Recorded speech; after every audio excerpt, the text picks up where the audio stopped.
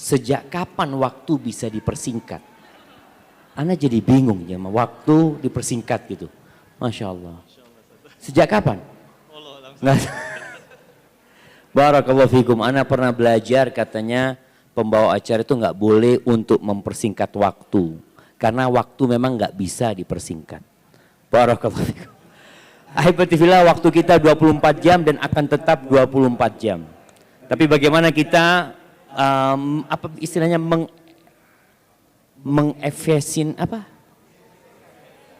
efisiensi waktu. Ya kayak gitu tuh. Mengefisienkan waktu saja, efektif insyaallah. Jazakallah khair. Alhamdulillah, ana lihat jamaahnya belum lengkap. Tapi saya bukan belum lengkap, mungkin sebagian salah alamat ya. Dia langsung ke kamar, rencananya mungkin mau wudhu tapi ngelihat kasur enak, nggak keluar lagi dari kamar. Alhamdulillahirabbil alamin. Wa bihi nasta'in ala umurid dunya waddin. Wassalatu wassalamu ala sayyidil mursalin wa imamil muttaqin qaidil ghurril muhajjalin sayyidina wa maulana Muhammadin wa ala alihi wa ashabihi ajma'in. Amma ba'd. Ahibati fillah, entah berapa kali kita makan sepanjang hidup kita. Berapa banyak kenikmatan yang Allah berikan kepada kita. Sebagian kita hidup hanya mengingat musibah. Seakan-akan hidupnya tidak pernah ada kenikmatan di dalamnya. Yang kita makan tadi mungkin nggak kebayang buat kita ya. Kita tadi makan ayam, ada ayam apa? Ayam santan. Kemudian ada ikan santan juga. Ada soto. Ada apa lagi jamaah? Laksa. Ada macam-macam jamaah. Allah mengatakan la tus'alunna yauma idzin 'anin na'im. Bakal ditanya tuh sama Allah Azza wa Jalla tentang nikmat-nikmat yang Allah berikan. Coba kita duduk membayangkan itu ayam bagaimana bisa sampai ke sini dan bisa sampai ke piring kita. Melalui perjalanan panjang dari telur ayam yang ditetaskan di dalam mesin. Berapa lama jemaah? 21 hari. Ana pernah menetaskan telur 21 hari nggak netes-netes jemaah, ternyata rusak.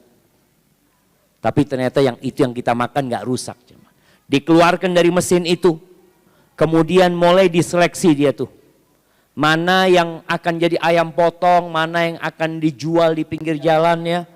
Setelah itu dia dikasih makan selama,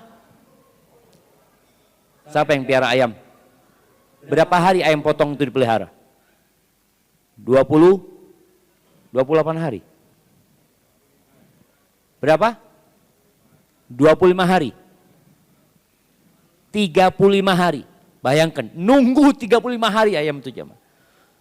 Entah bagaimana penantian dia, tapi yang jelas setelah 35 hari dia dijual. Kemudian dipotong sama orangnya, dijual di toko. Akhirnya dibeli sama hotel ini, entah berapa kilo yang dibeli, dan hari ini kita menikmatinya tanpa harus memelihara.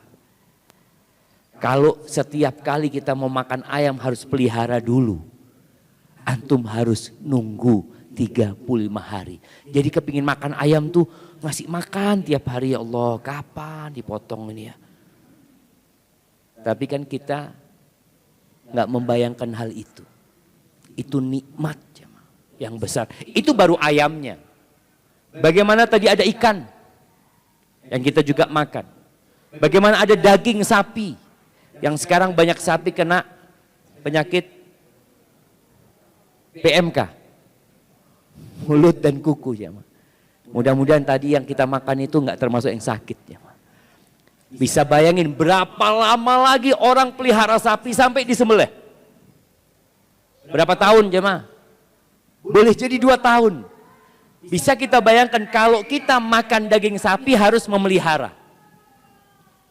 Antum bayangin, antum harus punya rumah di pinggir sawah mungkin. Tiap hari harus kasih makan, setiap hari ketika ngelihat, ya Allah 2 tahun lagi anak makan daging sapi. Tapi ternyata kita bisa tiap hari makan daging sapi. Sehari bisa 2 kali.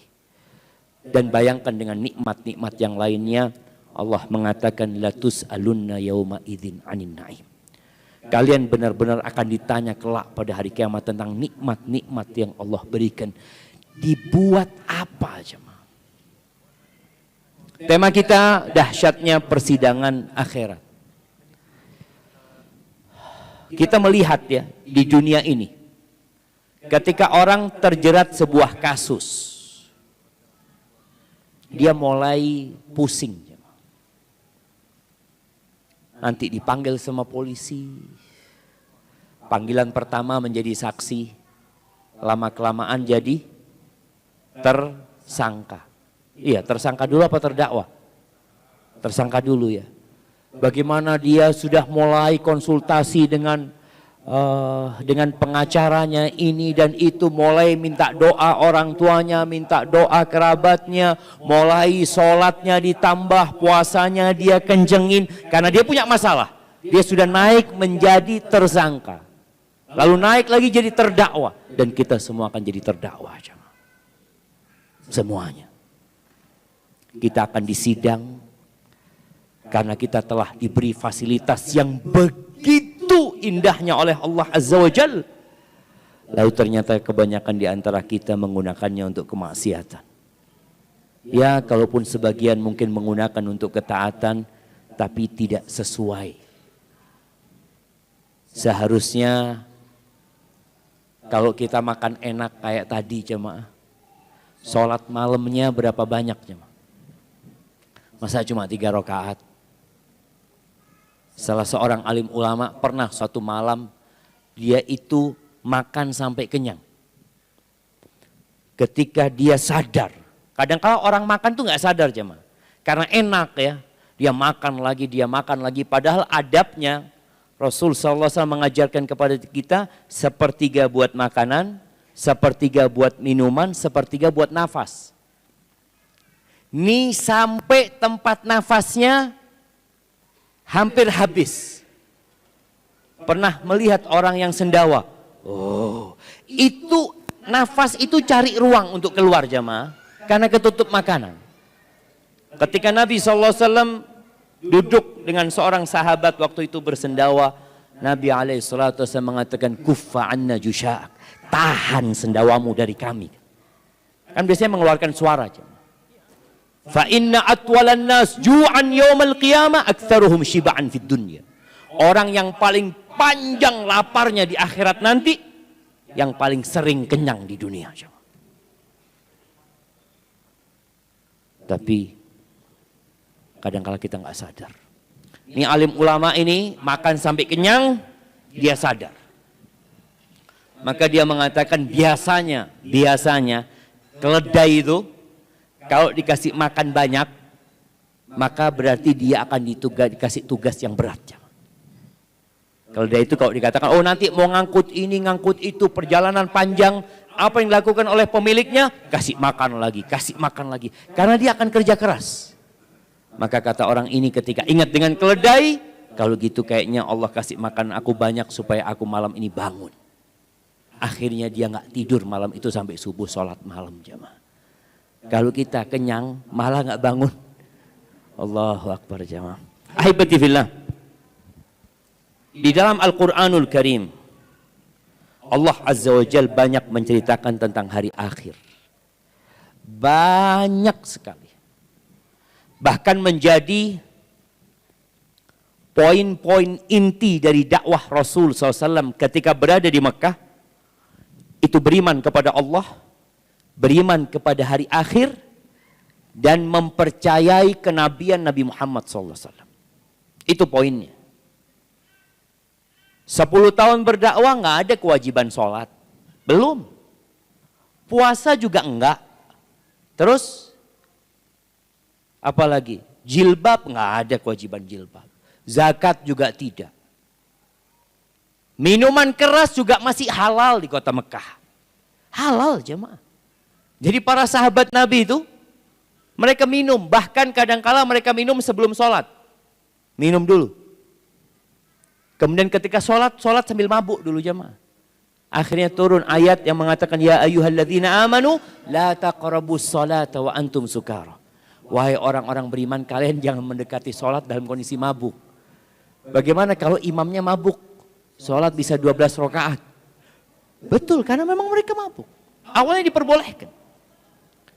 Jadi bertahun-tahun di kota Mekah itu menanamkan iman kepada hari akhir. Dengan urusan akhirat ini. Kenapa? Karena itulah yang memotivasi orang untuk beramal soleh. Kenapa kita tadi sholat maghrib dan isya? Masya Allah. Masya Allah, gantian. Masya Allah, nggak apa-apa lah. Masya Allah, barakallahu fikum. Kayaknya ana bentar lagi gantian sama Ustaz Rizal. Ustaz ini gantian mereka Ustaz. Belum baca apa-apa udah gantian Ustaz. Allahu Akbar. Baik, ahibati fillah. Coba bacalah. Baca surat Al-Fatihah. Akan ketemu dengan hari akhir. Baca 5 ayat pertama di surat Al-Baqarah. Akan ketemu dengan hari akhir. Lanjut baca. Terus buka halaman-halaman Al-Quranul Karim. Sampai di akhir Al-Quranul Karim. Kita akan mendapatkan bagaimana penjelasan Allah tentang hari akhir. Yang memang kita semua bakal mati jemaah. Baik. Mungkin dibawa bukunya jemaah. Yang tidak membawa mungkin dibuka Qur'annya. Alhamdulillah. Insya Allah di handphone semua. Ada Al-Quranul Karim. Buka surat Al-Kahfi. Yang mungkin hari ini kita baca. Di ayat 47-49. Nah insya Allah Ustaz Iman akan membacakannya. Tafadhal Ustaz. أعوذ بالله من الشيطان الرجيم ويوم نسير الجبال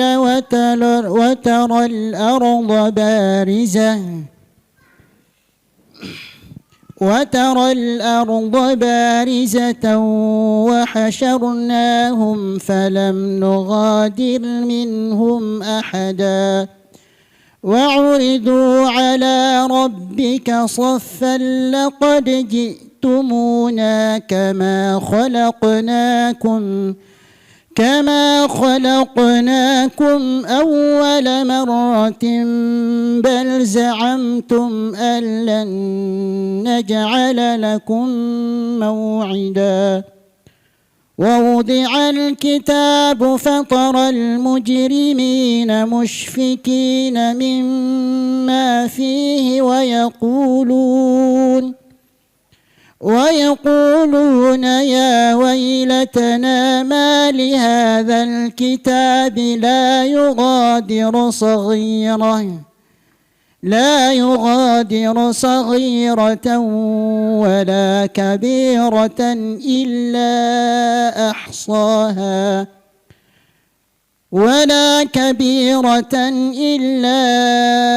أحصاها ووجدوا ما عملوا حاضرا ولا يظلم ربك أحدا. Dan ingatlah akan hari yang ketika itu kami perjalankan gunung-gunung dan kamu akan dapat melihat bumi itu datar dan kami kumpulkan seluruh manusia dan tidak kami tinggalkan seorang pun dari mereka. Dan mereka akan dibawa ke hadapan Tuhanmu dengan berbaris. Sesungguhnya kalian datang kepada kami sebagaimana kami menciptakan kalian pada yang pertama kali. Bahkan kalian mengatakan bahwa kami sekali-kali tidak akan menetapkan bagi kalian waktu memenuhi perjanjian. Dan diletakkanlah kitab, lalu kalian akan melihat orang-orang yang bersalah, ketakutan terhadap apa yang tertulis di dalamnya. Dan mereka berkata, Aduhai celaka kami, kitab apakah ini yang tidak meninggalkan yang kecil dan tidak pula yang besar, melainkan ia mencatat semuanya, dan mereka mendapati apa yang telah mereka kerjakan ada tertulis. Dan Tuhanmu tidak menganiaya seorang jua pun. Subhanallah jemaah. Ini ayat hampir tiap Jumat kita baca. Tapi terkadang kita hanya membaca hurufnya. Kita hanya berharap fadilahnya. Setelah itu cukup. Padahal di situ ada banyak petunjuk yang dapat meningkatkan keimanan kita. Bukankah orang-orang yang beriman, kata Allah Azza wa Jalla, "Idza tuliyat 'alaihim ayatuhu zadatuhum imana." Apabila dibacakan kepada mereka ayat-ayat Allah Azza wa Jalla, apa yang akan terjadi? Zadatuhum imana. Akan bertambah keimanan mereka. Jamaah rahimakumullah, kita melihat semua mukjizat para nabi itu dapat merubah benda menjadi sesuatu yang nyata. Bagaimana kita melihat mukjizat Nabi Saleh, batu itu mengeluarkan onta, tapi onta itu kemudian disembelih dan selesai ceritanya. Kita melihat mukjizat Nabi Musa alaihissalam, tongkat itu dilemparkan menjadi ular, dia dapat berubah menjadi seekor binatang yang dapat bergerak nyata. Tapi kemana tongkat Nabi Musa? Selesai. Kita dapat membaca dan melihat bagaimana Allah menceritakan mukjizat Nabi Isa alaihissalam. Nabi Isa alaihissalam membuat dari tanah. Dia rupakan seperti burung. Kemudian ditiupkan dan dia terbang menjadi burung. Tapi kemana burung-burung itu? Nggak ada. Tapi mukjizat Nabi kita Muhammad alaihi salatu wassalam sampai hari ini ada.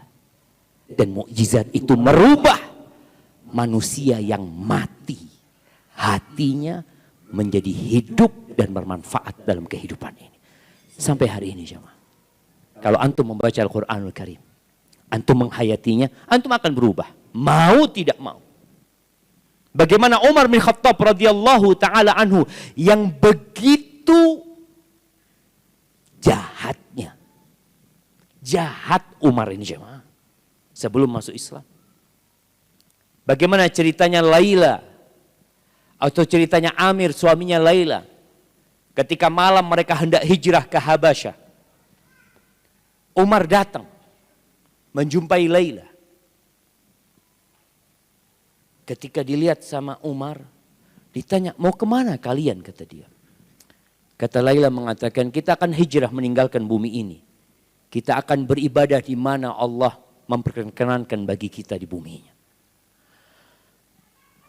Umar yang biasanya mengangkat suara dengan lembut, penuh kesedihan melihat orang-orang pada meninggalkan negerinya. Maka Umar hanya dapat mengatakan, semoga Allah mendampingi kalian. Lalu Umar itu pergi. Tidak berapa lama datang suaminya Amir. Maka Laila cerita, "Lau qad ra'aita riqqata Umar wa huznahu alaina." Kalau engkau tadi melihat lembutnya Umar, bagaimana dia sedih dengan kepergian kita. Apa kata suaminya? "Atatma'ina fi islamih." Apakah engkau berharap Umar masuk Islam? Wallahi la yuslima Umar hatta yuslima himarul Khattab. Kata suaminya, demi Allah tuh Umar nggak bakal masuk Islam sampai keledainya bapaknya masuk Islam. Dari dia sudah putus asa. Bagaimana dia melihat Umar ini jahat sekali. Tapi tatkala dibacakan ayat-ayat Allah kepada Umar bin Khattab, jadi lembut hatinya dan dia berubah menjadi manusia yang begitu bermanfaat untuk umat Islam. Itu Quran. Merubah orang seperti Umar menjadi orang yang bermanfaat. Karena Umar faham dengan apa yang dibacakan. Ngerti dia dengan bahasa Arab. Kita nggak ngerti. Maka tolong ketika baca Al-Kahfi, dibaca sama artinya. Usahakan. Oh, butuh waktu lebih lama. Iya, tapi mendapatkan sesuatu yang lebih istimewa. Ingat, kalau kita membaca Al-Quran tanpa tahu artinya, kita dapat apa? Dapat hadiah dari Allah. 1 huruf 10 kebaikan. 1 ayat lebih baik dari seekor onta. Itu hadiah dari Allah. Tapi kalau kita membaca Al-Quran dengan makna dan artinya, kita akan dapat hadiah plus hidayah. Itu yang kita butuhkan lebih besar. Baik, kalau kita lihat di Al-Kahfi ayat 47 yang baru saja kita dengarkan ya. Ayat-ayat itu dibacakan, artinya juga kita mendengarkan. Allah menceritakan tentang dahsyatnya kejadian pada hari kiamat. Apa kata Allah? Wa yauma nusayyirul jibal. Pada hari gunung-gunung akan diperjalankan, jemaah. Kita sekarang berada di gunung, jemaah. Berada di puncak yang kita tahu orang-orang itu setiap pekan, Masya Allah, kepingin berada di puncak. Dan ternyata kita berada di tempat yang tinggi. Kita akan melihat ternyata ada gunung yang lebih tinggi. Yang kita bisa nikmatin dari kamar kita, dari lobi hotel kita melihat, ya Allah, betapa indahnya. Tapi ketahui semua gunung-gunung itu akan hancur. Akan dicabut. Bayangin ya, gunung itu kalau meletus terjadi getaran di bumi ini. Bagaimana kalau gunung itu dicabut sama Allah Azza wa Jalla? Bukan satu gunung, tapi semua gunung. Di ayat yang lainnya, ketika Rasulullah SAW membacakan ayat-ayat tentang hancurnya dunia ini, orang-orang musyrikin bertanya kepada Nabi SAW. Allah ceritakan di surat Taha ayat 105-107. Wa yas'alunaka 'anil jibal. Mereka bertanya kepadamu, kalau cerita nanti akan hancur, bagaimana gunung-gunung? Orang-orang musyrikin di Mekah, mereka melihat begitu kokohnya gunung-gunung ini. Siapa yang akan menghancurkannya? Faqul yansifuha rabbi nasfa. Katakan, Tuhanku akan menghancurkannya sehancur-hancurnya. Fayadaruha qa'an safsafa la tara fiha iwajan wala amta. Kalau kita lihat di ayat ini di Al-Kahfi disebutkan wataral ardo barizah. Engkau akan melihat bumi ini rata, jemaah. Iya. Enggak ada lagi ketinggian 2.500 di atas permukaan laut, ketinggian 3.000 di atas permukaan laut, ketinggian 8.000 di atas permukaan laut. Enggak ada, yang ada semuanya rata, jemaah. Dan jangan cari negeri yang namanya Indonesia. Jangan cari kota yang namanya Bogor, enggak ada Bogor. La Bogor, wala Jakarta, wala Surabaya, wala Medan, wala Amerika. Yang ada bumi itu rata. Nggak ada tanda buat seorang pun. Nggak ada lagi yang mengatakan, oh ini rumahku. Nggak ada, jam. Karena memang kita nggak punya apa-apa. Dan kita bukan siapa-siapa. Allah mengatakan, wahasyarnahum. Kita akan himpun semuanya. Ketika semuanya meninggal dunia, bahkan Allah Azza wa Jalla juga mematikan Israfil, malaikat yang meniupkan sangkakala. Kemudian Allah bangkitkan dia. Jadi menjadi makhluk yang pertama kali dibangkitkan oleh Allah adalah Israfil. Kemudian dia memegang sangkakala itu. Lalu dia meniupkan di sana. Ruh itu, jamaah, keluar dari sangkakala Israfil ini, berterbangan menuju ke jasad-jasad manusia. Di mana di berbagai penjuru bumi ini. Dan ruh itu akan masuk ke dalam jasad tersebut. Kemudian manusia akan dikeluarkan dari kuburnya dalam kondisi telanjang.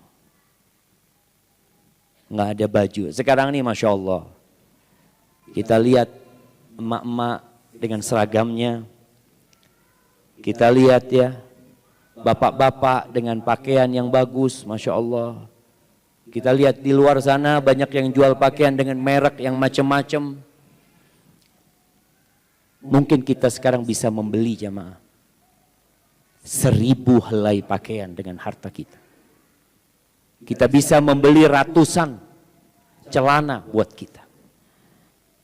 Tapi yang jelas semua akan ditinggalkan. Tadi akan hancur sehancur-hancurnya. Keluar dari kuburnya dalam kondisi telanjang. Wa hasyarnahum falam nughadir. Nggak ada yang ditinggalkan satu pun. Yang di Afrika akan dibangkitkan. Akan dikiring menuju ke padang mahsyar.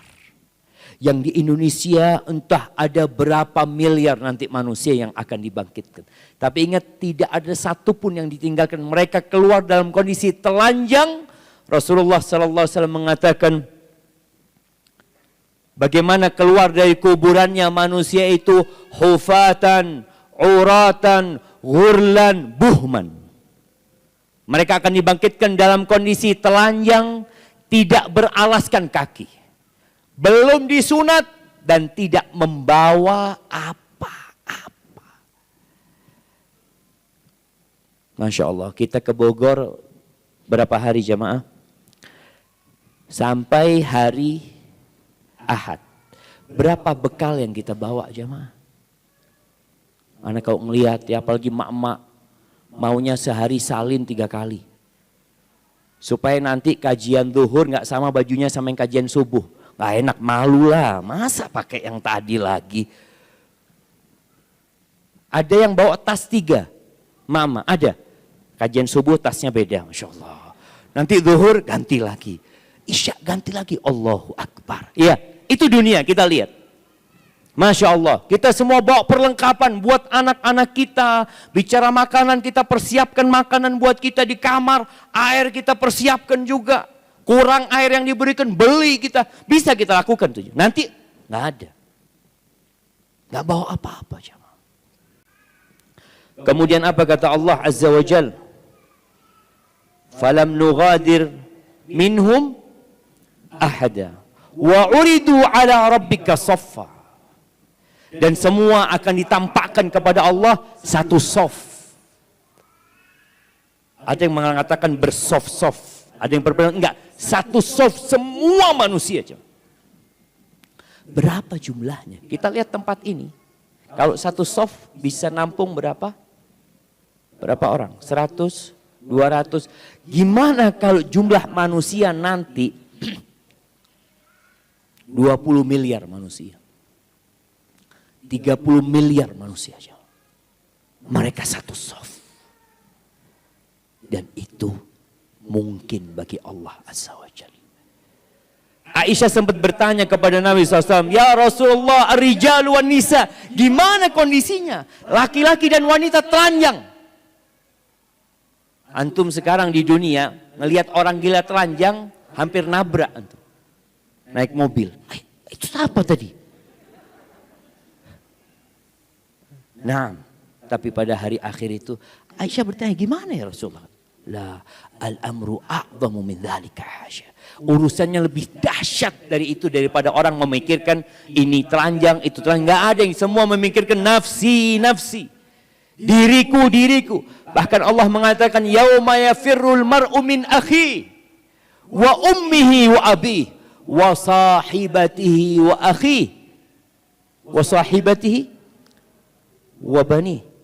Yauma yafirrul mar'u min akhi wa ummihi wa abi wa sahibatihi wa bani likulli imri'in minhum yawma idzin sya'nu yughni. Kita akan kabur dari keluarga kita. Nggak ada mikirin ada keluarganya, ada sohibnya, nggak ada mikirin orang tuanya, wala istrinya, wala anaknya. Ingat, kita akan menghadap Allah sendiri-sendiri. Jangan berpikir nanti Ustaz, ana mau minta tolong sama guru ana, nggak ada. Katanya Ustadz itu kalau anak ikut pengajiannya insya Allah aman nanti. Nggak ada. Betul jemaah, ada kita kadang-kadang, oh udah jadi pengikut anak insya Allah nanti urusan di akhirat. Na'udzubillah. Para nabi saja doanya itu Allahumma sallim sallim. Bagaimana kejadian di padang mahsyar itu begitu dahsyatnya. Ketika matahari mendekat kepada manusia dengan jarak 1 mil. Kita akan tenggelam dalam keringat kita masing-masing sesuai dengan amalannya. Sekarang kita tinggal di hotel ini sesuai dengan amalan apa sesuai dengan fulusnya? Fulusnya. Nah, Anda dapat kamar, Masya Allah Ustaz. Bagus. Kenapa? Fulus. Bukan karena amalan. Nggak ada nanti pas makan antri panjang ya. Tahu-tahu yang terakhir habis ikannya. Tergantung amalnya. Nggak ada. Di sini bukan tergantung amal. Nanti di akhirat semua tergantung amalannya. Ahibati fillah. Kemudian Allah Azza wa Jal mengatakan di sini, laqad ji'tumuna kama khalaqnakum awwala marrah. Kalian datang menjumpai kami seperti kami menciptakan kalian pada awal penciptaan itu. Tapi yang jadi masalah, kalian mengira tidak akan ada hari kebangkitan. Yang membuat orang malas itu sebenarnya ketika dia tidak yakin dengan balasan yang diberikan. Cobalah jamaah, kenapa orang berusaha buka pabrik umpamanya? Karena dalam perhitungan dia pabrik ini menjanjikan gitu loh. Kita lihat berapa banyak orang-orang yang kena investasi bodong. Kemudian dia merugi. Gara-gara apa? Gara-gara dia yakin dia akan dapat gitu loh, banyak. Tapi ternyata bohong. Berkaitan dengan akhirat, sebagian manusia atau bahkan banyak manusia yang tidak yakin dengan hari akhir. Coba yang yakin dengan hari akhir. Sholat malamnya akan lebih banyak daripada ya kecapean dia mencari kesenangan dunia. Makanya nanti kita akan dengarkan bagaimana Ustaz Rizal memaparkan apa sih kiat-kiat supaya kita selamat nanti di hari akhir. Taib. Kemudian Allah mengatakan wa wudi'al kitab. Maka kitab itu akan diletakkan. Kita ini ketika beramal jamaah ada yang mencatat. Allah mengatakan kiraman katibin ya'lamuna ma taf'alun. Dari pagi sampai sekarang semua amalan kita tercatat. Ma yalfidhu min qaulin illa ladaihi raqibun atid. Tidak ada satupun ucapan yang dilafatkan melainkan ada raqib yang mengawasi, atid yang menyimpan dan mencatatnya. Berapa kata yang sudah keluar dari lisan kita coba? Kita nggak tahu. Kalau ditanya dari tadi pagi antum sampai sekarang ngomong berapa kata? Nanti pada hari akhir semuanya ada yang antum katakan.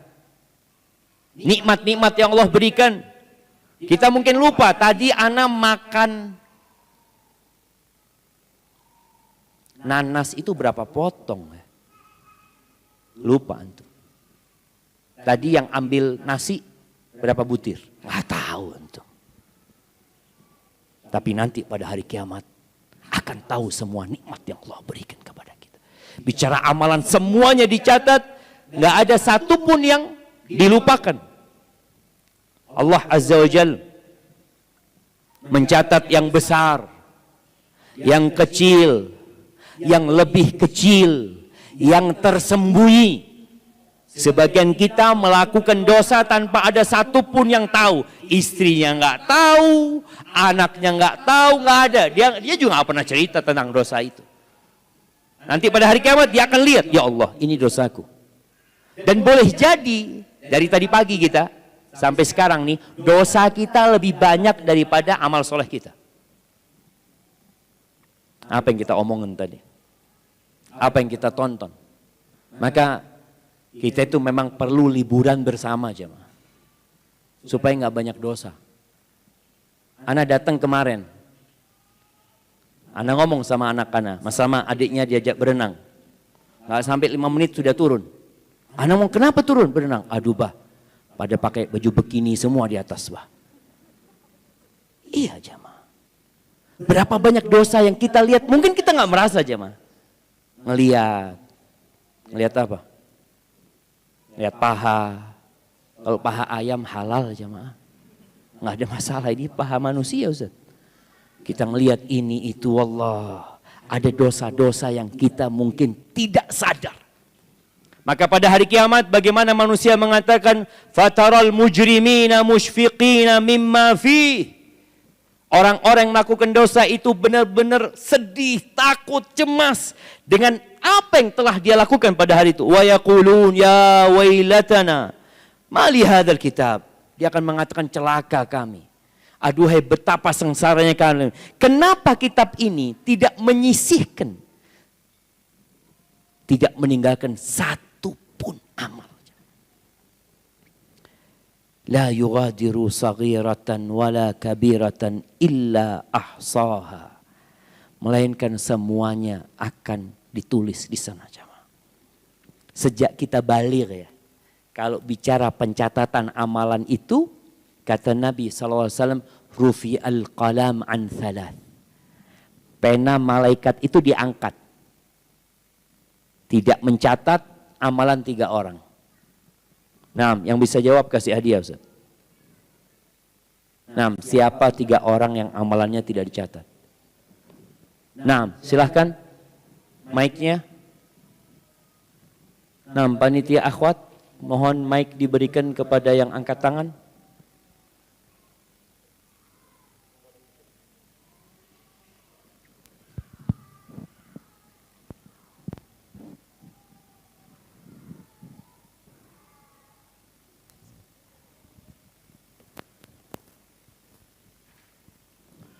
Nah. Bismillah, saya coba jawab ya Ustadz. Nah, tafadhali. Anak kecil yang belum balik sampai dia Anak balik. kecil sampai balik. Orang Baik. yang tidur sampai dia bangun.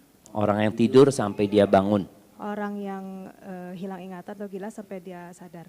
Baik, orang gila sampai ya sadar kembali. Masya Allah, barakallahu fiik, ahsanti. Hadiahnya diberikan, Masya Allah. Anak-anak kita tuh tadi jamaah teriak-teriak dia nggak sholat, ganggu orang sholat, kadang-kala dia kadang-kala bikin sakit hati orang tuanya, macem-macem, nggak dicatat. Jadi ada fase dalam kehidupan kita yang tidak dicatat sebelum kita balik. Maka betapa enaknya kalau kita mati belum balik. Tapi gimana jamaah, kita nggak bisa balik ke sana jamaah. Baik, orang yang tidur sampai dia terjaga dari tidurnya.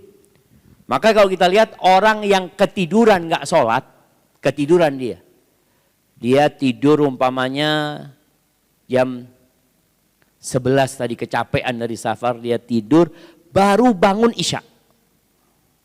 Bayangin dia nggak sholat zuhur, asar, maghrib, isya, ya udah dia ketiduran memang. Tapi ketika dia bangun dia wajib menggantikannya. Bagaimana Ashabul Kahfi tidur selama 309 tahun. Nggak dicatat sama malaikat. Dia bolak-balik, dia mau ngapain dalam tidurnya. Dan yang ketiga, orang gila. Ada yang mau gila jamaah? Ana daripada dicatat terus ya amalan ana. Nggak ada jamaah. Kita nggak kepingin gila. Tapi kalau antum melihat orang gila, antum kan kesian sama dia. Boleh jadi kegilaan dia juga nikmat buat dia. Karena terangkat pena malaikat. Yang jadi masalah kalau dia gila umur 30 tahun. Dia nggak sempat tobat kalau ternyata dia pelaku banyak kemaksiatan. Maka pena malaikat itu diangkat. Ahibatifillah, sebagian kita banyak meremehkan dosa. Enggak Ustaz, alhamdulillah Ustaz, ana enggak berzina. Alhamdulillah. Artinya semua orang tuh tahu dengan kondisi dirinya. Alhamdulillah, ana enggak mencuri, ana enggak korupsi, ana enggak minum khamr, ana enggak riba. Ada dosa-dosa besar yang dia tidak lakukan, alhamdulillah. Tapi ingat, dosa kecil itu dapat membinasakan kita. Nabi SAW dalam hadis Aisyah mengatakan, iyyakum wa muhaqqaratidz dzunub. Kalian hati-hati dengan dosa-dosa yang diremehkan. Dosa-dosa yang diremehkan. Yang kita lihat enggak, bukan dosa besar kok. Iya, hati-hati. Fa innalaha minallahi taliban. Akan ada malaikat khusus yang menuntut urusan dosa-dosa kecil ini. Berarti ada catatan khusus untuk dosa-dosa kecil. Di dalam hadis yang diriwayatkan Imam Tabrani, Ibnu Katsir menyebutkan ketika menafsirkan ayat yang baru saja kita baca, ketika Nabi SAW pulang dari perang Hunain. Perang Hunain itu terjadi pada tahun 8 Hijriah. Setelah penaklukan kota Mekah, beliau perang Hunain, Masya Allah, perang itu menghasilkan banyak harta rampasan perang. Ketika pulang, kata Sa'ad bin Junadah, nazalna qafran minal ard. Kita ketika itu bersinggah di satu tempat yang lapang, yang tandus sebenarnya tempat tersebut. Gak banyak pohon. Nabi SAW mengatakan, ijma'u, kumpulkan kayu bakar. Kalian semua sudah cari kayu. Man wajada udan falyati bihi. Yang dapat satu dahan, datangkan dahan itu. Wa man wajada hataban, yang dapat kayu bakar, datangkan. Au syai'an, apa saja datangkan yang bisa dibakar. Apa saja pokoknya yang bisa dibakar, kumpulin semua. Qala fama kana illa sa'ah hatta ja'alnahu rukaman. Enggak sampai sejam, enggak sampai ya beberapa waktu itu, melainkan sudah bertumpuk. Itu yang namanya dahan-dahan ranting-ranting yang kecil. Ketika bertumpuk, Nabi SAW mengatakan, atarawna hadha, kalian lihat nih, tumpukan ranting-ranting dan dahan yang kecil-kecil ini. Fakadzalika tujma'udz dzunub 'ala rajul minkum kama jama'tum hadha. Seperti itu pula dosa-dosa akan dikumpulkan nanti jemaah. Sejak antum balik jemaah. Bayangin, kalau antum berumur 50 tahun, dosa-dosa kecil itu akan dikumpulin dan tidak ada satupun yang luput. Sebagaimana kalian mengumpulkan kayu bakarnya, kata Nabi SAW, falyattaqillah rajulun. Hendaklah setiap orang itu bertakwa kepada Allah. Wala yudhnibu saghiratan wala kabiratan fa innaha muhassatan alaih. Jangan berbuat dosa kecil ataupun besar, semua akan dicatat. Karena sebagian orang kalau sudah ngaji, udah belajar, udah pinter berbuat dosa. Maksudnya pinter, dia udah memilah-milah. Oh jangan ini mah, terlalu besar dosanya yang ini, kata dia. Yang ini kecil, yang ini kecil. Kita udah ngerti jemaah. Kita udah belajar. Sedangkan semuanya itu dosa. Memang kita tahu bagaimana Allah Azza wa Jalla mengatakan, in tajtanibu kaba'ira ma tunhauna anhum ma tunhauna anhu nukaffir ankum sayyi'atikum. Kalau kalian menghindari dosa-dosa besar, yang dosa kecil akan dihapuskan sama Allah Azza wa Jalla. Tapi jangan meremehkan. Karena akan dikumpulkan semuanya jemaah. Berapa tahun jemaah. Maka di sini seorang muslim hendaklah bermuhasabah. Karena berat jemaah. Allah mengatakan, faman ya'mal mithqala dzarratin khairan yarah. Barang siapa yang melakukan kebaikan, zarrah. Zarrah itu semut, sebesar semut yang kecil ya ma. Kita akan mendapatinya. Wa may ya'mal mithqala dzarratin syarran yarah. Yang buruk, yang kecil pun kita akan mendapatinya. Kebanyakan kita tadi, yang kecil-kecil ini luput dari muhasabah. Luput dari istighfar dia. Bahkan boleh jadi tiap hari dosa itu dilakukan. Mak-mak nih, kenapa banyak masuk neraka? Kenapa? Bukan karena nggak sholat. Sholat mama alhamdulillah rajin 5 waktu sholat. Bahkan sunnah qobliyah ba'diyah. Bahkan sholat malam. Bahkan dia Masya Allah duha 8 rakaat. Ngajinya Masya Allah. Ramadan puasa. Senin Kemis puasa. Mungkin masuk neraka. Masih mungkin. Gara-gara apa? Kufur sama suaminya. Nggak berterima kasih sama suaminya. Kadang-kala ngomong yang nggak enak sama suaminya. Dia merasa nggak ada masalah gitu loh. Padahal boleh jadi itu yang bertumpuk. Kita katakan tadi bertumpuk ya. Boleh jadi dia nggak saat ana jarang-jarang lah nyakiti hati suami. Tapi dihitung kalau menikahnya 50 tahun. Jarang-jarang itu seperti apa jadinya nanti jamaah. Kadang-kala nggak merasa. Para suami juga. Ada suami yang suka nuntut istrinya, kamu harus seperti ini, kamu harus seperti ini. Subhanallah. Padahal ada suami yang kadang-kala memanggil istrinya dengan panggilan yang menyakitkan hati. Gemrot, sini. Masya Allah. Masa istrinya dipanggil gemrot? Enggak lah Ustaz, gendut Ustaz. Dut. Masya Allah. Dulu dipanggil sayang jamaah. Setelah 20 tahun, ya gimana lagi Ustaz? Ini kenyataan Ustaz. Iya, tapi kan panggil dengan panggilan yang baik. Boleh jadi si istri nggak marah, bukan nggak marah ya, dia sakit hati tapi dia simpan. Terus panggilan itu nanti akan bertumpuk pada hari kiamat jamaah. Kita menyakitin hati. Maka ahibati fillah, coba kita baca ayat selanjutnya. Nah Ustaz, fadhal. Kita baca di surat Ali Imran ayat 30. أعوذ بالله من الشيطان الرجيم يوم تجد كل نفس ما عملت من خير محضرا وما عملت من سوء تود لو أن بينها وبينه أمدا بعيدا ويحذركم الله نفسه والله رؤوف بالعباد. Pada hari ketika tiap-tiap diri mendapati segala kebajikan yang dilakukannya dihadapkan kepadanya, di hadapannya. Begitu juga kejahatan yang telah dikerjakannya. Ia ingin kalau kiranya antara ia dengan hari itu ada masa yang jauh. Dan Allah memperingatkan kalian terhadap dirinya atau terhadap siksa Allah subhanahu wa ta'ala. Dan Allah subhanahu wa ta'ala sangat penyayang kepada hamba-hambanya. Subhanallah jemaah, Allah tuh sayang sama kita. Allah turunkan Al-Quranul Karim. Dalam kurun waktu 23 tahun. Ada proses yang panjang. Tadi Rasulullah SAW menanamkan tauhid selama di kota Mekah. Keimanan kepada hari akhir.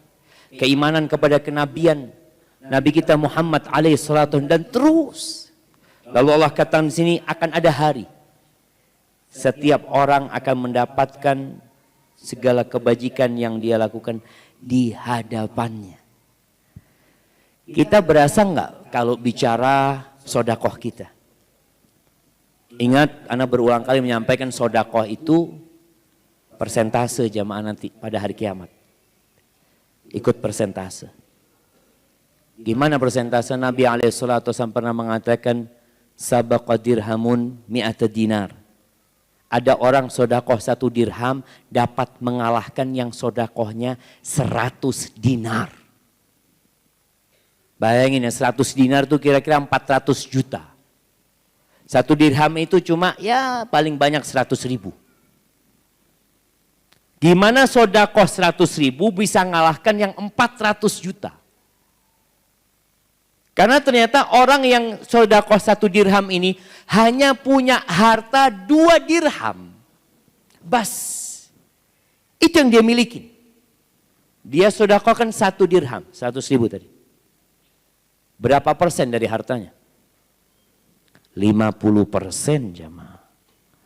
Yang sodakoh 400 juta nih, 100 dinar. Dia orang yang punya tumpukan emas jamaah. Mungkin dia punya uang 1 triliun. Kira-kira kalau dia sodakoh 400 juta, dari 1 triliun itu berapa persen? Berapa persen jemaah? Sulit ngitungnya. Aduh Zat, itu cuma selilit apa? Kalau orang bersihin giginya itu ada sedikit sekali jemaah. Seperti itu.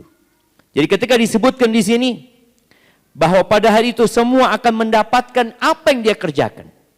Yang buruk dan yang baik. Di hadapan dia akan menyaksikan. Maka tadi dikatakan yang sodakoh, dia akan mendapatkan pahala sodakohnya besar sekali. Walaupun yang dia sodakohkan sedikit. Dalam hitungan persentase orang lain. Sholat kita. Yang sholat 2 rakaat sebelum subuh. Kata Nabi SAW apa? Rakaat al-fajri khairun minad dunya wa ma fiha. 2 rakaat sebelum subuh itu lebih baik dari dunia dan isinya.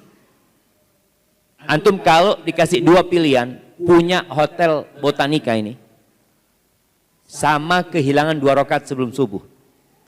Antum milih mana jemaah? Milih mana Ustaz? Aduh. Antum enggak lah Ustaz, enggak apa-apa lah kehilangan 2 rakaat sebelum subuh. Aneh kehilangan yang wajib enggak mikirin Ustaz. Ada orang yang seperti itu. Jangan bicara yang sunnah, yang wajib dia enggak kerjakan. Tapi seorang yang beriman, tadi dia akan mendapatkan, oh ini ternyata aku dapatkan sekarang. Ketika semua dia tinggalkan, usaha dia tinggalkan, rumah dia tinggalkan, 2 rakaat sebelum subuh itu yang akan mendampingi. Bagaimana kelak Al-Quran dan puasa akan memberikan syafaat. Bagaimana tatkala orang melewatin sirat, silaturahim itu akan mendampingi antum. Artinya semua yang antum amalkan akan mendampingi, akan antum dapati pada hari itu. Juga yang buruk, orang yang tidak punya kesiapan jemaah, menyesal. Dia kepingin hari akhir itu tidak datang. Dia tidak ingin kematian itu menjemput, dia nggak kepingin. Maka Allah ingatkan di sini, wa yuhadzirukumullahu nafsah. Allah mewanti-wanti kalian dengan diri Allah. Kita sering dengar Allah itu maha pengasih, maha penyayang ya. Tapi ingat Allah itu azabnya pedih. Pedih sekali. Allah mengatakan Nabi ibadi anni anal ghafurur rahim. Kabarkan kepada hamba-hambaku bahwa aku adalah al-ghafur ar-rahim, yang maha pengampun dan maha pengasih. Wa anna azabi huwal azabul alim. Tapi azabku itu pedih. Kita sering dengar hadis tentang seorang pelacur yang memberi minum seekor anjing. Allah ampuni dosanya. Ya Allah, begitu pengampunnya Allah. Iya. Tapi kita melihat orang yang disiksa di kuburnya gara-gara ketika kencing dia tidak memperhatikan najis yang mengenai tubuhnya, yang mengenai celananya. Gara-gara itu diazab di kuburan. Naam. Kita dengar kisah tentang seorang wanita yang Masya Allah, gara-gara seekor kucing masuk neraka. Maka semua akan mendapatkan apa yang diamalkan jemaah. Kata Nabi SAW, dakhalat imra'atun an-nar fi hirra. Masuk neraka tuh orang perempuan gara-gara kucing. Kenapa? Habasatha. Dia marah sama tuh kucing. Biasanya yang lebih sering marah sama kucing ini emak-emak apa bapak-bapak? Bapak-bapak jarang ketemu kucing. Tapi di rumah biasanya emak-emak ya, kucing tetangga masuk ke rumah. Makanan yang sudah disiapkan buat suami, tahu-tahu dimakan. Sakit hati itu sama kucing. Akhirnya dilempar itu kucing kadang-kala. Disiksa, dikurung. Nah, ini perempuan kayaknya sakit hati sama tuh kucing. Dia kurung tuh kucing, nggak dikasih makan. Walau dia lepas. Mungkin dia buang ke hutan, dia buang kemana, enggak. La hiya at'amatha wala tarakatha ta'kul min khasyashil ard. Enggak dibiarkan supaya cari makan di jalanan, cari makan ya dari binatang-binatang, dia enggak. Dia kurung sampai mati. Itu masuk neraka gara-gara kucing. Bagaimana kalau yang kita lakukan adalah menzalimin manusia, memaki manusia? Jemaah, semua akan mendapatkan apa yang dia amalkan nantinya pada hari kiamat. Maka dia kepingin kalau hari kiamat itu tidak terjadi. Dia ingin kalau dia tidak dibangkitkan pada hari kiamat. Maka Allah ingatkan, Allah sudah kasih peringatan kepada kita jemaah. Kajian kita malam ini untuk mengingatkan tentang dahsyatnya persidangan pada hari akhir. Nggak ada kita bisa bawa pengacara pada waktu itu. Nggak ada cerita kita bisa nyogok. Sekarang ini berapa banyak orang yang melakukan kejahatan nggak ketangkep sampai hari ini. Harun Masiku. Harun. Ada di sini jamaah? Di sini ada yang namanya Harun juga jamaah. Sampai hari ini nggak ketemu kan? Nggak ketangkep. Pada hari itu semuanya nggak ada yang bisa pasang badan. Semua tadi dikatakan lari untuk menyelamatkan dirinya. Maka dia berharap kiamat itu tidak terjadi. Tapi inna sa'ata atiyatun la raiba fiha. Pasti terjadi kiamat itu jamaah. Dan tanda-tanda kiamat semakin nyata. Deket nih. Kapan? Ya kita persiapkan diri kita. Sehingga tatkala dia datang kita tidak lagi mengatakan seperti orang-orang yang melakukan dosa ini. Allah mengatakan wallahu ra'ufun bil ibad. Baik. Satu ayat lagi yang berada di surat Qiyamah ayat 13. Dan yang ada di At-Tariq ayat 9 serta An-Nisa ayat 40. Naam, tafadhal Ustaz. أعوذ بالله من الشيطان الرجيم ينبأ الإنسان يومئذ بما قدم وأخر. Pada hari itu diberitakan kepada manusia apa yang telah dikerjakannya dan apa yang dilalaikannya. Yauma tubala sarair. Pada hari dinampakkan segala rahasia. Inna Allah la yuzlimu mithqala dzarrah wa in taku hasanatan yudha'ifha wa yu'ti min ladunhu ajran 'azima. Sesungguhnya Allah tidak menganiaya seseorang walaupun sebesar zarah. Dan jika ada kebajikan sebesar zarah, niscaya Allah akan melipat gandakannya dan memberikan dari sisinya pahala yang besar. Subhanallah jamaah. Ini ada surat namanya Suratul Qiyamah. Allah menceritakan tentang bagaimana terjadinya kiamat. Kalau ingin tahu, kata Nabi SAW, bagaimana kiamat terjadi, seperti nonton dengan mata kita, Nabi SAW menyuruh kita baca 3 surat. Yang ingin menonton kiamat bagaimana terjadi, Nabi SAW menyuruh kita baca 3 surat. Pertanyaannya, surat apa saja? Bapak-bapak tawadhu semuanya enggak Ustaz. Anak enggak butuh sama hadiahnya Ustaz, seperti itu. Nah, bapak-bapak,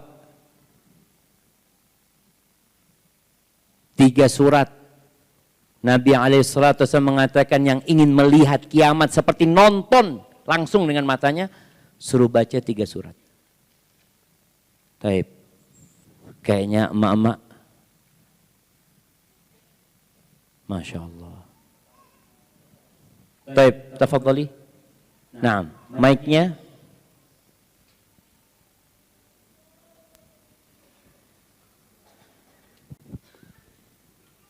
Bismillah, Anda coba-coba jawab Ustaz. Tafadhali, Yang pertama barakallah. Al-Haqqah. Al-Haqqah. Yang Iya, kedua? Yang kedua Al-Waqi'ah. Al-Waqi'ah. Yang ketiga Al-Qiyamah. Al-Qiyamah. Masya Allah. Hampir benar. Tapi kasih hadiahnya. Masya Allah. Iya, itu cerita kiamat semuanya jamaah sebenarnya. Al-Waqi'ah, Al-Haqqah, dan Al-Qiyamah ini. Ini 3 surat ada di Juz Amma. 3 surat ini ada di Juz Amma. Nah, siapa yang mau nyoba lagi? Hadiahnya dikasihkan. Dapat hadiah kan? Masya Allah. Yang mana nih? Oh, naam, tafadhol yang bagian depan, naam. Nggak boleh nyontek ya? Oh, siap. Masya Allah. Masya Allah. Bismillah. An-Naba, An-Nazi'at, dan At-Takwir.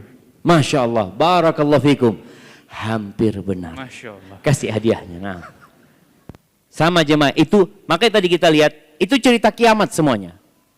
An-Naba cerita tentang kiamat, kemudian An-Nazi'at itu ada cerita tentang faida ja'atit tamatul kubra. Kemudian At-Takwir, Dzasyamsu kuwir, cerita kiamat juga. Tapi bukan itu. Nah, oh di belakang, yang belakang tuh. Nah, iya, yang belakang pakai baju putih. Ada belakang. Nah. Putih apa krem nggak tahu anak jemaah. Oh, nah berdiri biar nggak nyontek.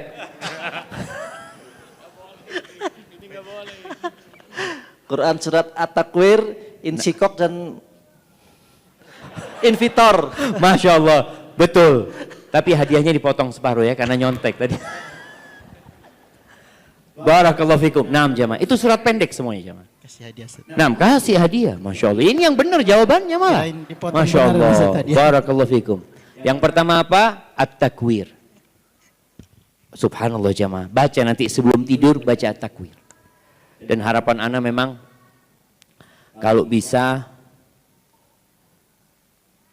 sebelum pulang nanti semua hafal At-Takwir. Mungkin enggak jamaah? Waduh berat ini tuh. Kalau niat jamaah enggak ada yang berat. At-Takwir doang. Nanti pulang tambah dengan Al-Infitar. Tambah satu lagi Al-Insyiqaq. Itu kalau benar ingin melihat kiamat. Gimana sih proses terjadinya kiamat nanti? Bagaimana kejadian dengan benda-benda yang ada di langit, benda-benda yang ada di bumi? Bagaimana kejadian dengan binatang-binatang buas, binatang-binatang ternak? Bagaimana kejadian dengan lautan, dengan gunung? Itu diceritakan di sana.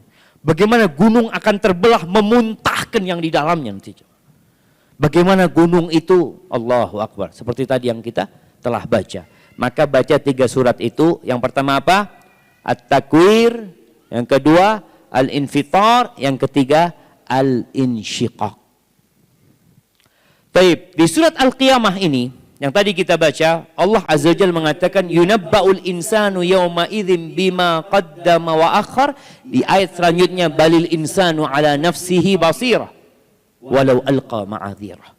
Pada hari itu diberitakan kepada manusia apa yang telah dikerjakannya dan apa yang dilalaikannya. Kita ini ada kewajiban yang harus kita lakukan, ada larangan yang harus kita tinggalkan. Seorang karyawan yang teladan itu adalah karyawan yang bekerja sesuai dengan aturan. Tapi kebanyakan kita hidup nggak tahu dengan aturan. Memang nggak pernah belajar dia. Aturannya gimana sih yang harus kita lakukan? Sehingga terkadang ada banyak hal-hal yang seharusnya dia kerjakan, dia nggak kerjain. Bahkan ada perkara yang seharusnya dia tinggalkan, malah dia kerjakan tuh perkara jauh. Maka pada hari itu akan dikasih tahu.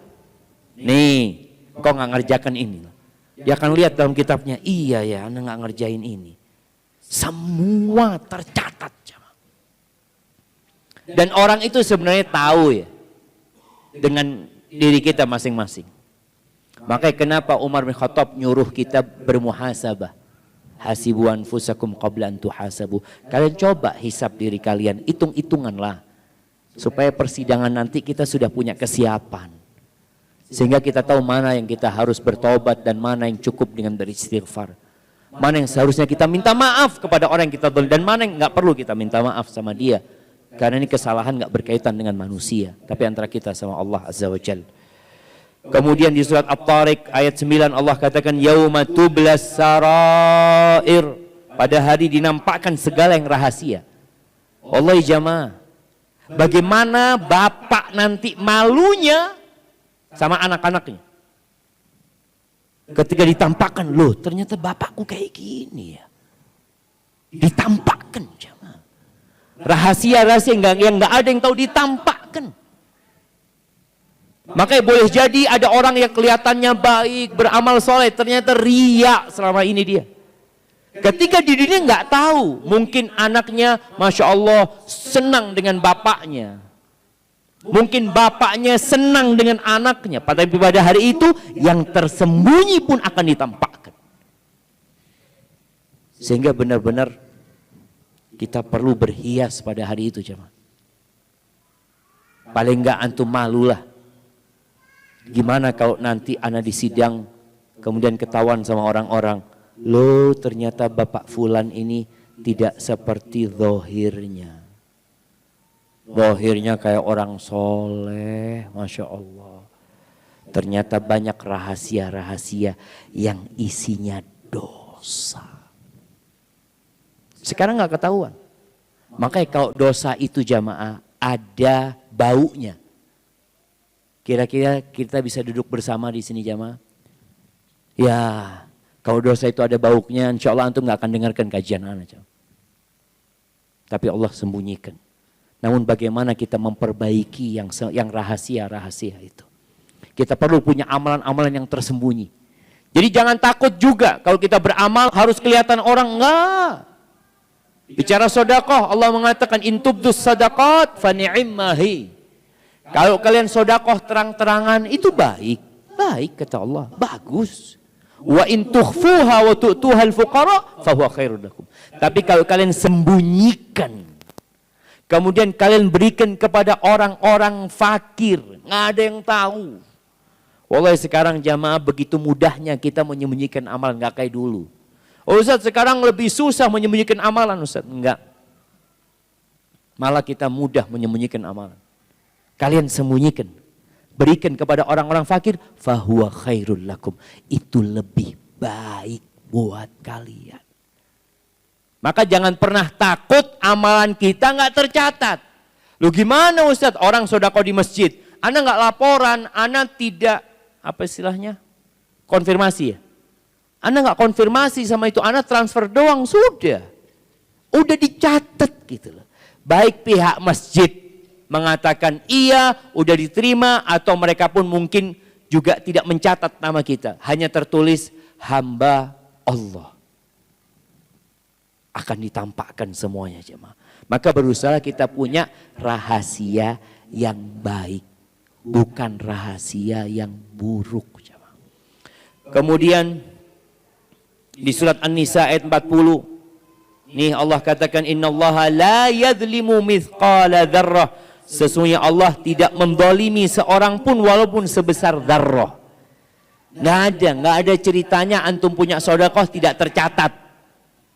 Nggak ada ceritanya antum mengatakan subhanallah walhamdulillah wala ilaha illallah, nggak tercatat. Semua akan tercatat. Mungkin antum sebelum tidur hanya membaca Al-Fatihah atau membaca ya akhir surat Al-Baqarah, atau antum cuma membaca bismikallahumma amutu ahya, itu tercatat. Atau ketika tadi antum selesai makan, sebagian mungkin nggak ngomong alhamdulillah selesai makan, tapi ada sebagian yang mengatakan alhamdulillah ketika dia makan. Ya Allah, zennya ya Allah dicatat jangan. Dia puji nama Allah Subhanahu wa taala. Antum masuk toilet, baca apa? Keluar dari toilet, membaca ghufranak. Mungkin antum sudah lupa berapa ribu kali antum ke toilet. Ada yang ingat jamaah? Kasih hadiah Ustaz. Nggak ada yang ingat. Berapa ribu kali antum ke toilet. Tapi semua setiap kali antum keluar membaca ghufranak, dapat jamaah. Dicatat. Nggak ada yang dizalimi. Maka dikatakan oleh Allah, wa intaku hasanah yudha'ifha. Kalau dzarrah itu kebaikan. Dzarrah itu ingat di sini terjemahkan apa? Dzarrah. Dzarrah itu ada yang menerjemahkan atom jamaah. Orang Arab nggak kenal dengan atom itu jamaah. Orang Arab kenalnya dzarrah itu semut. Itu gambaran untuk sesuatu yang kecil. Yang kalau dia mungkin lewat kita nggak berasa. Dia mungkin ada di kopiah ana lewat, ana juga nggak berasa kalau ternyata ada semut di sini. Tapi Allah tahu. Maka kalau itu kebaikan jangan takut. Allah akan lipat gandakan. Makanya ketika ada seorang sahabat yang datang di perang Tabuk. Di perang Tabuk itu Abu Bakar membawa semua hartanya. Umar nggak mampu membawa semua hartanya. Hanya mampu membawa setengah hartanya. Utsman bin Affan memberikan 1000 dinar. Abdurrahman bin Auf membawa 8.000 dirham. Tapi sebagian sahabat hanya mampu 1 sok.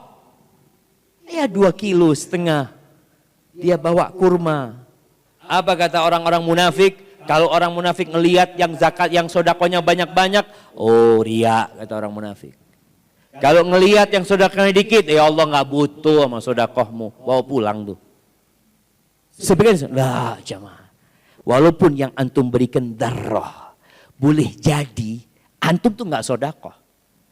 Berapa banyak di bulan Ramadan, antum nggak ngasih buka bersama, tapi antum cuma nganterkan. Yang ngasih buka bersama ini orang kaya Ustaz, ana nggak mampu, ana cuma nganterkan ke teman ana Ustaz.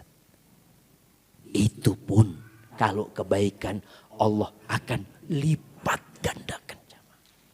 Jadi nggak akan ada yang luput, semua akan mendapatkan balasan atas dia yang amalkan. Maka berusaha jamaah untuk beramal kebajikan. Kata Nabi SAW, ittaqin nar walau bisyiqqi tamrah. Kalian selamatkan diri kalian walaupun dengan setengah butir kurma. Setengah butir kurma. Ahibati fillah. Aisyah radhiyallahu taala anha, sosok istri Nabi yang begitu dermawan. Semua istri Nabi dermawan sebenarnya. Tapi Aisyah Masya Allah begitu dermawannya. Pernah suatu hari ada orang miskin ke rumahnya Aisyah. Maka Aisyah mengatakan kepada pembantunya, berikan 1 butir inap, anggur. Jadi orang miskin ini hanya dikasih 1 butir anggur. Kata pembantunya, 1 butir anggur kok apa ya, sedikit banget engkau berikan kepada dia. Ahsan mungkin nggak usah gitu loh. Kata Aisyah, engkau berikan. Aisyah mengatakan, engkau tahu ada berapa zarrah dalam 1 butir anggur. Allah mengatakan perhitungan pada hari kiamat itu bukan pakai kilogram jamaah. Bukan pakai gram, tapi bahkan yang dibawanya gram. Semua akan ada. Dan semua akan mendapatkan. Dan itu akan dilipat gandakan oleh Allah Azza wa Jalla. Makanya kalau kita bicara sedekah itu dilipat gandakan jadi, Masya Allah, 700 kali lipat. Kalau bicara sholat kita dilipat gandakan jadi 10 kali lipat. Kelipatan hanya Allah yang tahu. Makanya ketika ada seorang sahabat membawa 1 ekor onta yang sudah siap dengan pelananya, dia mengatakan, ya Rasulullah, hadhihi fi sabilillah. Ya Rasulullah, ini onta di jalan Allah. Apa kata Nabi SAW? Kebanyakan orang itu kalau bersedekah minta gantinya di mana? Di dunia. Ya sedekah, ya Allah, mudah-mudahan dikasih ganti. Ana sedekah mobil 1 dapat 10 mobil. Di dunia. Ya kalau dia ingin dunia ya udah. Hanya dunia yang akan dia dapatkan. Kata Nabi SAW kepada orang ini, laka biha yaumal qiyamah. Engkau akan mendapatkan ganti dari onta ini. Kapan? Pada hari kiamat. 700 naqah. 700 ekor onta. Kulluha maktumah. Semua sudah dengan pelananya. Jadi ketika ditimbang pada hari kiamat nantinya, itu bukan 1 onta jemaah. Berapa onta? 700 ekor onta. Masya Allah. Maka ya jangan takut. Kita perlu takut tatkala kita berbuat dosa, bahwa itu akan dicatat. Dan kita juga ya berbahagia tatkala kita beramal soleh, mungkin sedikit ya, nggak banyak. Kita baca Quran, ana cuma baca tiap hari Ustadz 1 ayat Ustadz, alhamdulillah. Baca istiqomah sampai mati baca 1 ayat itu, insya Allah itu akan dilipat gandakan. Hadza wallahu a'lam bishawab. Itu yang dapat ana sampaikan. Kayaknya nggak ada tanya jawab malam ini Ustadz. Masya Allah. Jamaah, udah jam 9 kurang 4 menit. Mungkin 1 pertanyaan. Naam Ustaz, tafadhal. Nah, silahkan. Ada yang tanya? Hadiahnya tapi sisa 5 Ustaz hadiah. Baik.